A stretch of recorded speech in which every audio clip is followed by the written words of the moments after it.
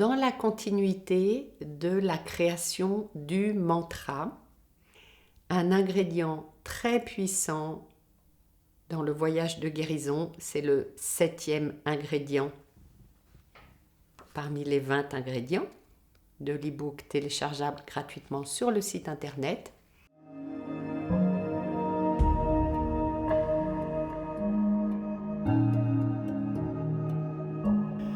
Le 7e ingrédient très puissant, c'est la gratitude. La gratitude, c'est la vibration la plus élevée. Et donc, prendre conscience de la biologie, de ce qui se joue au niveau biologique et remercier pour le travail de guérison du corps, son travail d'alerte d'abord, et puis de supporter la chimiothérapie, l'attaque de la chimiothérapie. C'est vraiment une vibration très élevée de ressentir cette gratitude. Moi, quand j'étais en chimio, c'était pas la gratitude que je vivais intérieurement, ça me vient à l'instant, pendant que le produit passait à l'intérieur.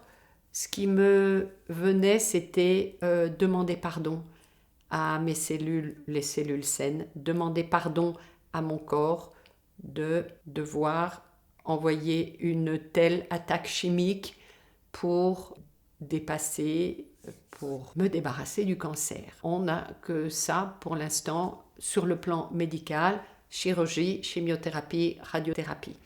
Moi, sur le moment, j'étais plus dans demander pardon à mon corps et à mes cellules. Mais donc, si c'est trop difficile de trouver des sujets de gratitude pendant toute cette période de traitement, eh bien, on peut rechercher des motifs de gratitude dans le passé, des souvenirs heureux, ou remercier d'avoir des gens autour de soi qui prennent soin de soi à ce moment-là. Moi, mon motif de gratitude à ce moment-là, c'était d'avoir mon cancer en France. Cette prise de conscience que j'ai eue à un moment donné que dans d'autres pays, on n'a aucune chance de s'en sortir. Et même moi, d'avoir les moyens, parce qu'ils m'ont coûté un petit peu cher, les traitements, les médecins, les suppléments d'honoraires de chirurgiens, etc. Et les consultations même d'oncologie. J'avais une bonne mutuelle. J'avais aussi la chance de pouvoir avancer les fonds ou payer les dépassements. J'ai pris conscience à ce moment-là que si j'avais mon cancer en Afrique ou ne serait-ce que dans des régions de France où l'accès aux soins est beaucoup plus loin, mon amie Isabelle, pour qui j'ai écrit ce guide et qui témoigne dedans, elle a attendu à chaque fois plusieurs semaines pour des rendez-vous. Moi, ça a été tac, tac, tac, tac.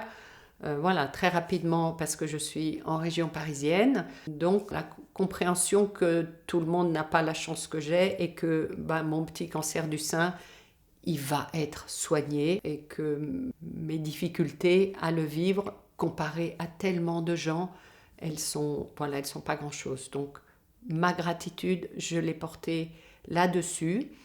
Et ce sentiment de gratitude qui est vraiment très élevé, on peut le faire en méditation, se connecter vraiment au plus profond de soi et remercier pour cette possibilité de passer le cap de la maladie et de passer à autre chose, à une autre vie après qui est tellement mieux. Merci, merci, merci.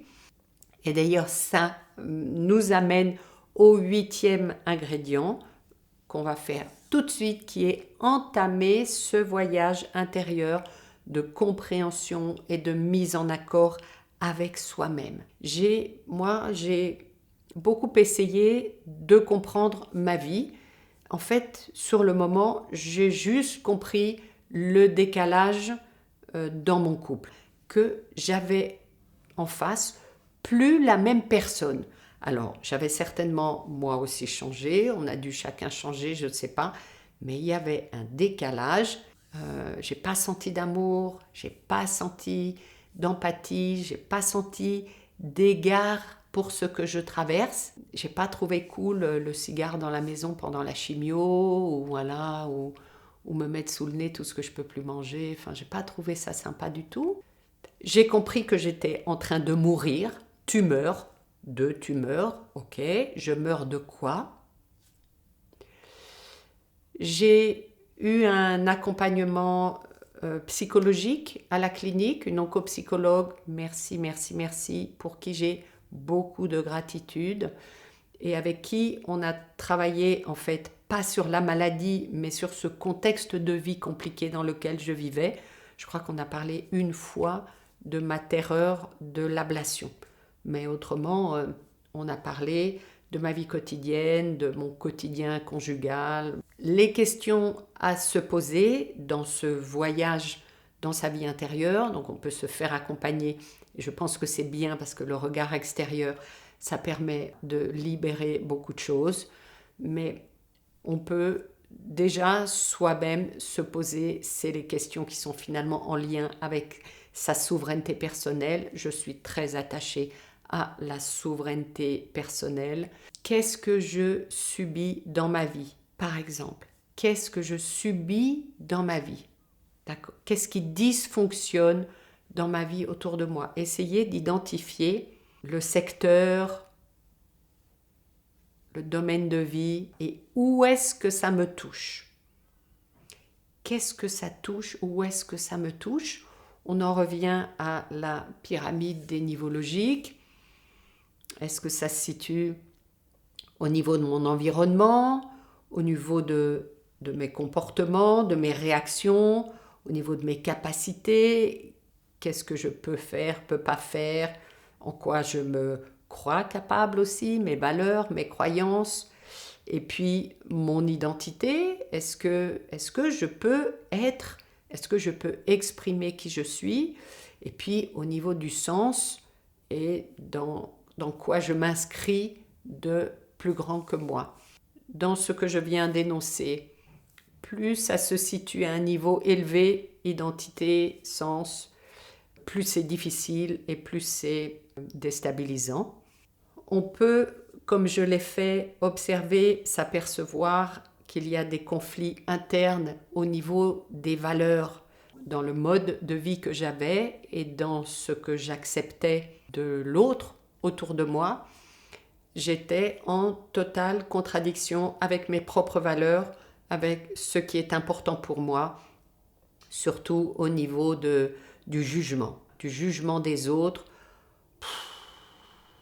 Difficile pour moi, cette valeur-là de non-jugement. On peut se poser aussi comme question des attentes qu'on a pour combler ses propres besoins. D'accord? Est-ce que je comble mes propres besoins ou qu'est-ce que j'attends de l'extérieur? Qu'est-ce que j'attends qui vienne de l'extérieur plutôt que de me le donner moi-même? Parfois, on a l'impression qu'on ne peut pas ou on ne se donne pas le droit. Il y a beaucoup de croyances là-dedans. Dans la famille, ça a toujours été comme ça. Les femmes ont telle place, que sais-je. Okay? On ne se donne pas le droit.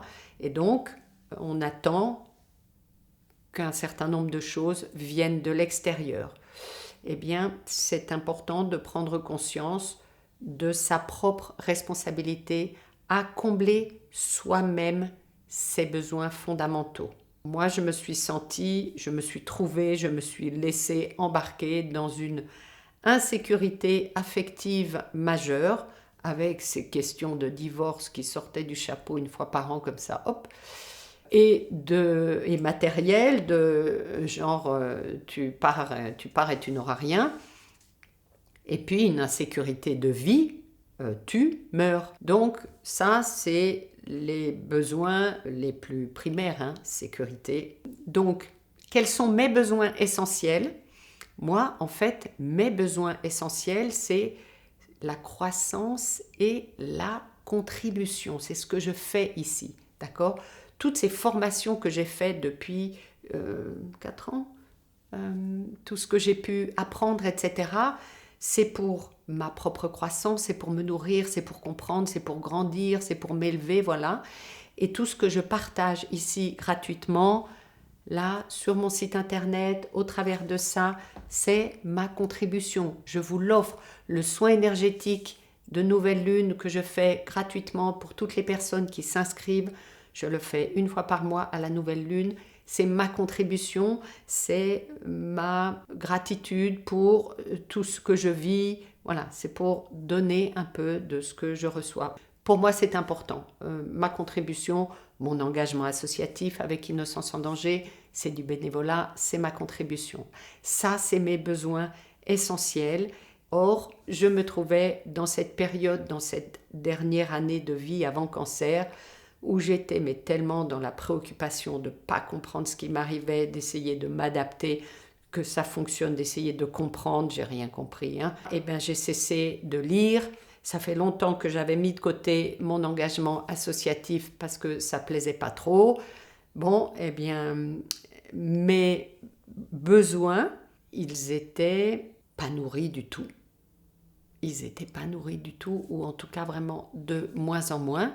Or, je suis la seule responsable de nourrir mes besoins fondamentaux et de me mettre en marche pour avoir des actions qui correspondent et qui leur permettent d'être comblés. Voilà, quelles sont mes valeurs primordiales et de mettre mes actes en accord avec ces valeurs. Eh bien moi, mes valeurs d'écoute, d'empathie, d'acceptation de la différence d'opinion, ou même de façon de vivre, de façon de penser, le non-jugement, la générosité de cœur, le partage, l'accueil, toutes ces attaches humaines et spirituelles versus le matériel. Vraiment, pour moi, c'est très important, l'authenticité.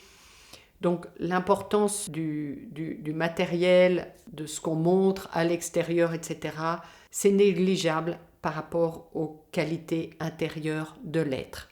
Se poser les questions, qu'est-ce que je fais pour moi, qu'est-ce que je fais pour les autres, quel retour j'en ai, ça c'est aussi un signe que l'équilibre est bon ou pas. Ce que je fais pour moi, ce que je fais pour les autres et quel retour j'en ai.